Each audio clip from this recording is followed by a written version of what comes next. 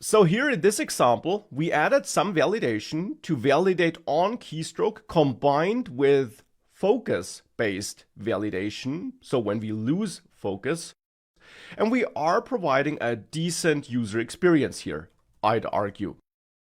Still, this is not the only way of adding validation. If we switch back from the state login version of the login form to the ref-based login form, we can also explore another way of validating user input. For that, I'll tweak this import in the app component to import the login form from the login.jsx file. And in that file, I'm using refs. Now, since I'm using refs, I can't really validate on every keystroke. I would have to set up separate event listeners for that, and if we would do that, we could also just start managing the input values via state. So if I want to stick to refs, I can basically only validate the input when the user submits the form. And indeed, that is a valid and also quite popular strategy as well. You don't have to validate whenever the user types.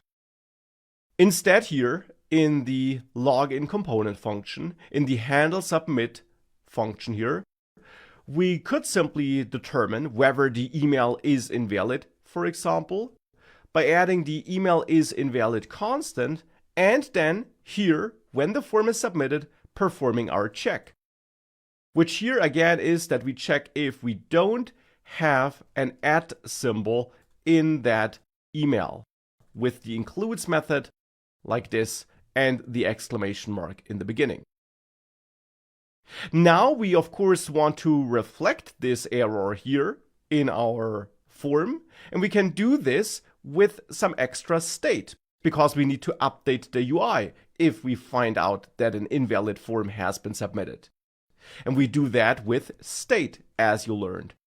So we must import the useState hook, and then with that we can manage some state here, and that could be the form is invalid state.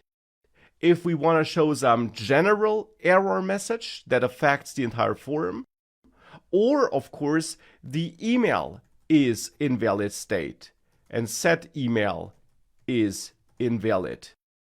And initially that's false, but we might want to update this once we determined that the email is invalid. Now here I have a name clash because I'm using email is invalid twice. And therefore, to work around that, I'll simply rename this here to email is valid and remove this exclamation mark to perform the opposite check. And then here I can check if not email is valid, which of course means that it's invalid. And in that case, I can call set email is invalid and update this state by setting this to true. We also might want to return here in this if statement because we might want to make sure that no other code thereafter gets executed. For example, if we would be sending an HTTP request with the entered data, we might want to prevent that from happening if invalid data has been entered. And by returning here, we make sure that this code won't execute. So with that, I'm now validating the input when the form is submitted.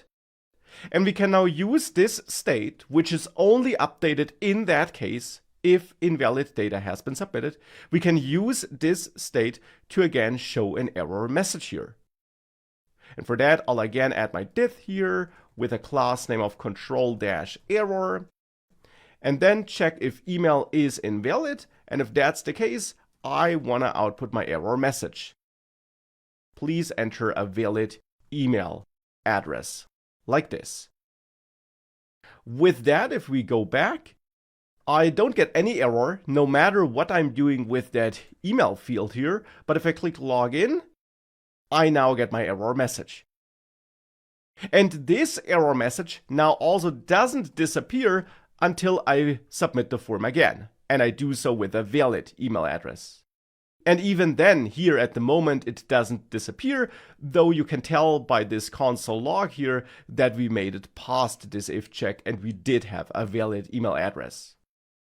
If I wanted to update the UI in that case, we could of course do that by simply setting email is invalid to false here after we make it past this check and we know that we have a valid email address. By doing this, we make sure that if we submit a valid form, the error message here goes away.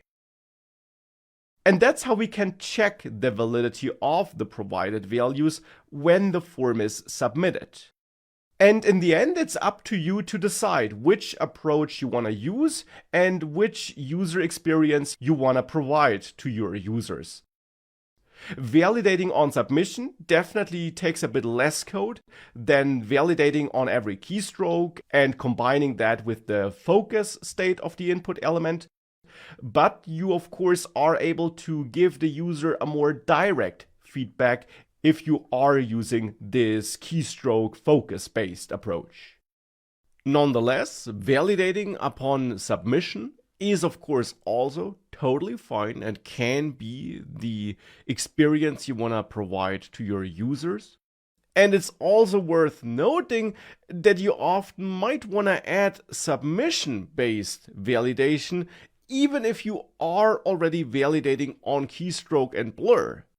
Because otherwise, if we switch back to this state login form for a second, where I am performing my validation on keystroke and upon blurring the inputs, if you only rely on that validation, you got a nice user experience as the user is interacting with those inputs, but you have a problem if the user simply clicks the submit button.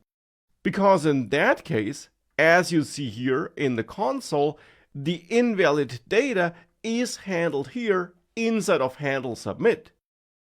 So if the user simply ignores your hints and submits the invalid form, you might have a problem. That's why it's always a good idea to also add validation here in this handle submit function. I'm not going to do it here to save you some time, because we did already do it here in the login.jsx file. And I'm also going to switch back to that file, but it is definitely something you should keep in mind. Adding submission-based validation is always a good idea, even if you are already validating the user input on every keystroke. And in the next lecture, I'll show you an even easier way of validating inputs upon form submission.